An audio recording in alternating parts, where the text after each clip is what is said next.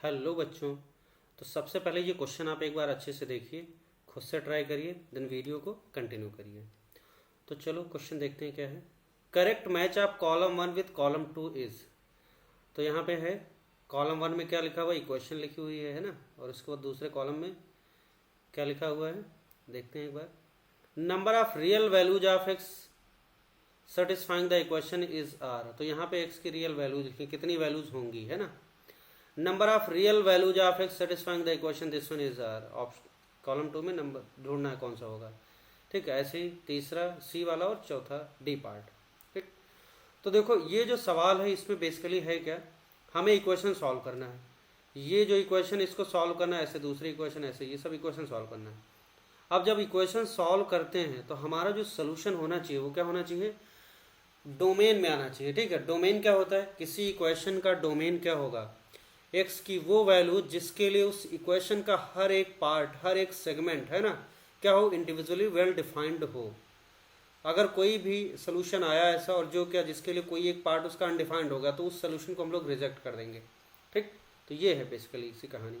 तो अगर हम पहले पार्ट को करें, पहला इक्वेशन क्या है देखो, x minus 4 into under root क्या है, x square minus 9 equal to 0। इस इक्वेशन को सॉल्व करना है।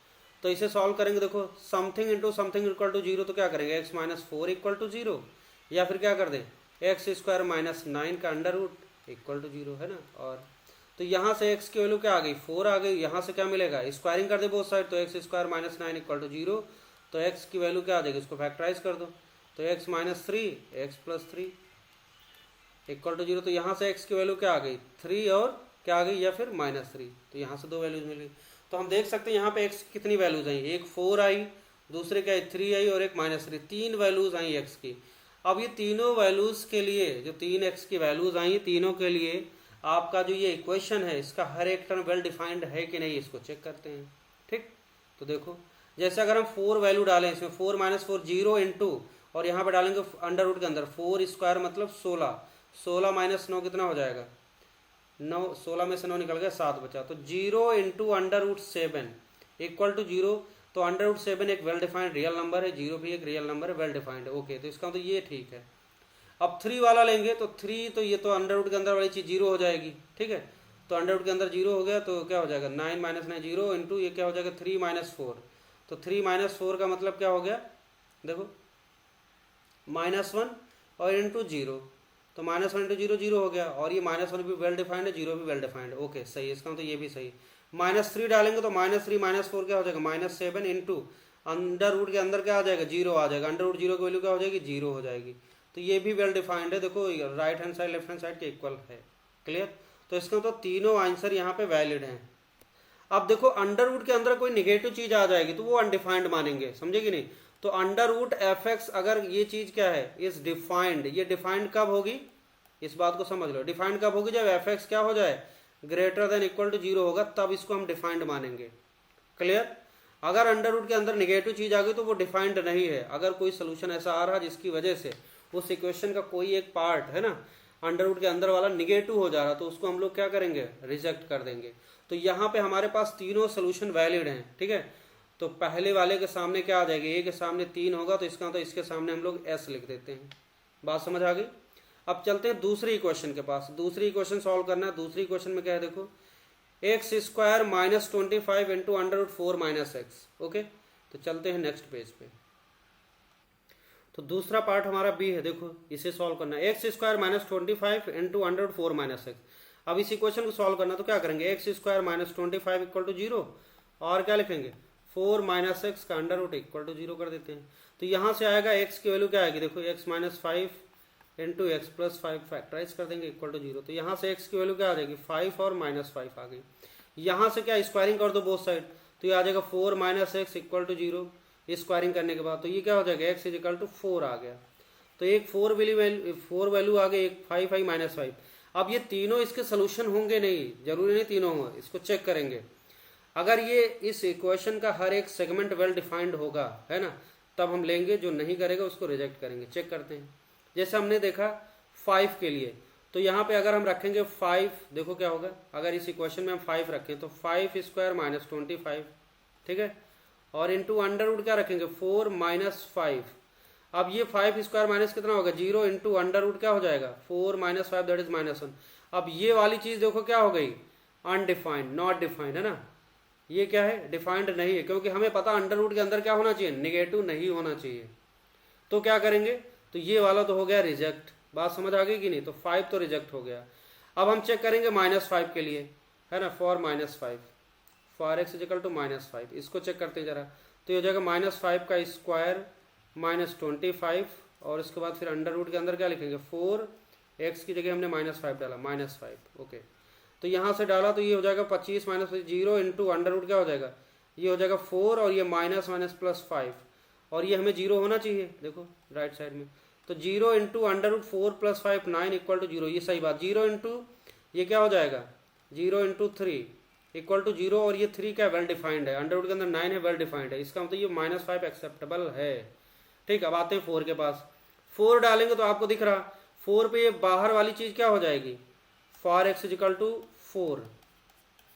तो 4 के लिए चेक करेंगे 4 स्क्वायर -25, और अंडर रूट के अंदर क्या हो जाएगा 4 माइनस एक्स की वैल्यू 4 डाल दिया, तो ये हो जाएगा 16, है ना, 16 माइनस 25 -9 इंटू क्या हो जाएगा अंडर रूट 0 मतलब 0, और ये हो जाएगा 0। ठीक, तो देखो तो -9 इंटू 0 क्या हो जाएगा 0 इक्वल टू 0, सही है करेक्ट। और ये -9 वेल डिफाइंड नंबर है, 0 वेल डिफाइंड है, कोई भी अनडिफाइंड नहीं हो रहा, तो इसका मतलब ये वाला 4 वाला भी करेक्ट है।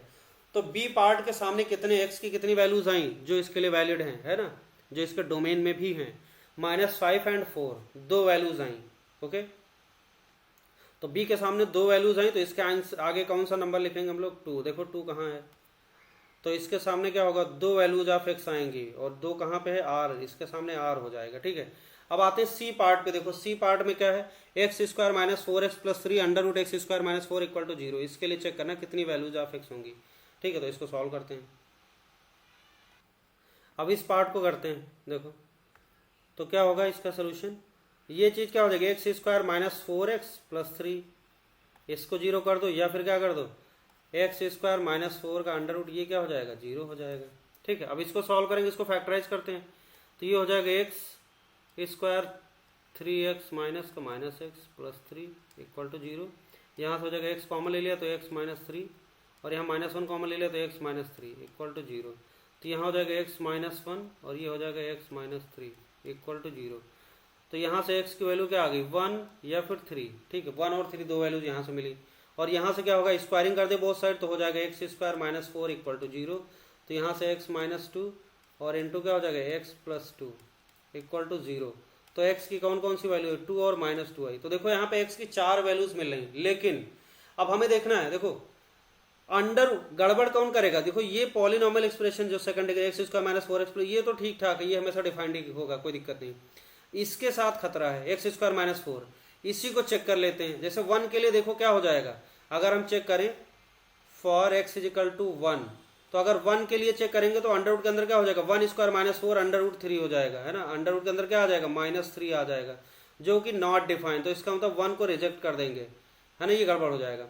3 के लिए देखते हैं, तो 3 के लिए क्या होगा 3 पे ये एक्सप्रेशन तो 0 हो जाएगा, पहला 3 पे पहला फॉर एक्स इजिकल टू 3 पे रखें क्योंकि इसका रूट ही है, तो 3 पे ये पहला एक्सप्रेशन 0 इंटू अंडर रूट के अंदर क्या हो जाएगा 3 स्क्वायर -4, तो ये हो जाएगा आपका इक्वल टू 0 होना चाहिए, तो 0 इंटू सही है 9 -4 अंडर रूट 5, ये डिफाइंड है, अंडर रूट 5 डिफाइंड है, कोई दिक्कत नहीं, तो ये सही है। तो ये x3 वाला वैलिड है, तो ये इसको रिजेक्ट कर देंगे, ये ठीक है। 2 चेक करो जरा, 2 पे क्या होगा 2 पे 2 स्क्वायर -4, है ना, 0 इंटू, ये तो ठीक है, कोई अंडर रूट के अंदर 0 आ गया, बाकी ये नंबर ही होगा कुछ। -2 पे भी क्या होगा, ये अंडर रूट के अंदर 0 हो जाएगा, और बाकी ये कुछ नंबर ही होगा, तो नंबर इंटू 0 0 हो जाएगा, तो ये इसके लिए भी वैलिड है, इसके लिए वैलिड, क्या हो गया। तो यहाँ से हमें x की कितनी वैल्यूज मिल रही, जिसके लिए हमारा मतलब इसका सोल्यूशन भी होगा और वेल डिफाइंड भी होगा हर एक टर्म। तो ये हो गया आपका 1 2 3 3 होंगे, है ना, तो इसके सामने कौन सा आंसर आ जाएगा 3 देखो कौन सा है। अब 3 कौन सा है, देखो number of real values of X satisfying this equation, है ना, 3 वैल्यूज है, 3s, इसके सामने s होगा। बात समझ आ गई। अब बचा है चौथा पार्ट का number of real values of X satisfying this equation, है ना, इस इक्वेशन को सॉल्व करते हैं। तो देखो ये क्या इरेशनल इक्वेशन है, इसको सॉल्व करते हैं।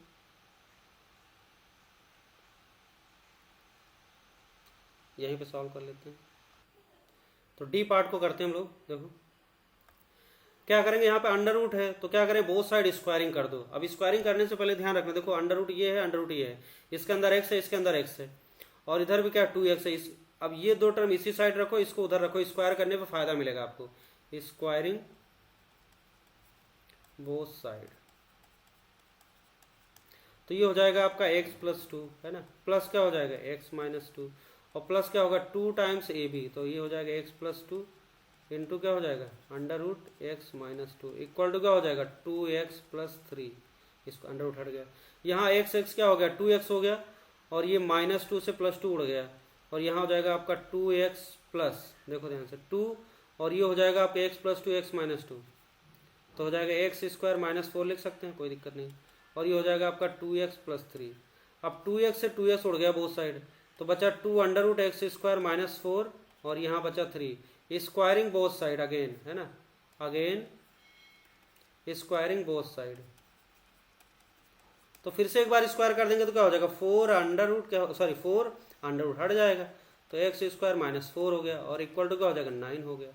ठीक, अब देखो तो ये हो जाएगा आपका 4x स्क्वायर माइनस 4 चौक 16, और ये हो जाएगा 9, तो 4x स्क्वायर माइनस कितना हो जाएगा, इसको आप उधर भेज दो 9 प्लस 16, तो 16 9 25 हो गया 25, तो 4x स्क्वायर की वैल्यू आ गई 25, तो x स्क्वायर की वैल्यू आ जाएगी 25/4, तो x की वैल्यू आ जाएगी प्लस माइनस 5/2 आएगी। देखो x की वैल्यू आ जाएगी प्लस माइनस अंडर रूट 25/4, 25 को 5 आएगा, 4 का 2 आ जाएगा, तो x की दो वैल्यूज आई प्लस माइनस 5/2। ठीक है, तो इसको आप लिखो जरा, x की वैल्यू कौन सी आई, एक 5/2 और एक आई माइनस 5/2।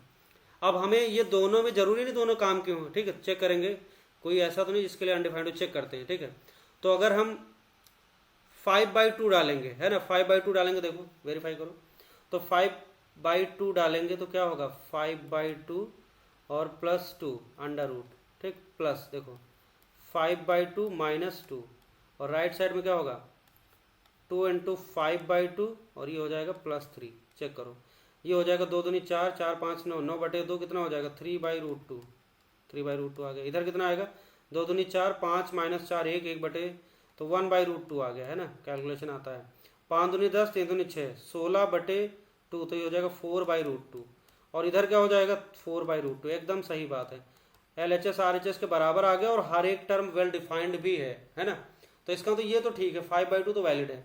माइनस 5/2 क्या होगा इसको चेक करेंगे, माइनस 5/2 पे आप देखो, इसको ध्यान से देखना जरा, इसको रखें, तो ये हो जाएगा आपका 2 इंटू माइनस 5/2, और प्लस कितना हो जाएगा 3, तो ये आ जाएगा आपका 5 दूनी 10 माइनस 10, और प्लस 3 दूनी 6/2 है ना, तो ये आ जाएगा माइनस कितना हो जाएगा 6 माइनस 4/2। अब देखो माइनस निगेटिव नंबर आ गया, निगेटिव हो गया ना, अंडर रूट के अंदर निगेटिव क्या होता है अनडिफाइंड, तो ये वैसे भी रिजेक्ट हो गया, तो ये तो ले ही नहीं सकते, क्योंकि इस निगेटिव नंबर की वजह से ये अनडिफाइंड हो गई राइट साइड वाली चीज, तो सिर्फ और सिर्फ एक ही आंसर होगा इसका है ना, तो x की एक वैल्यू आएगी दैट इज 5/2 हो जाएगी। तो चलते हैं क्वेश्चन के पास, तो इसके सामने एक ही आया था, x की एक ही वैल्यू आई थी, एक वैल्यू कहाँ देखो q में 1 है, तो इसके सामने क्या हो जाएगा q, तो देखो SRSQ कहाँ है, SS, ये दूसरा SRSQ, बिल्कुल सही, तो दूसरा ऑप्शन क्या हो गया करेक्ट हो गया। बात समझ आ गई, ओके, थैंक यू।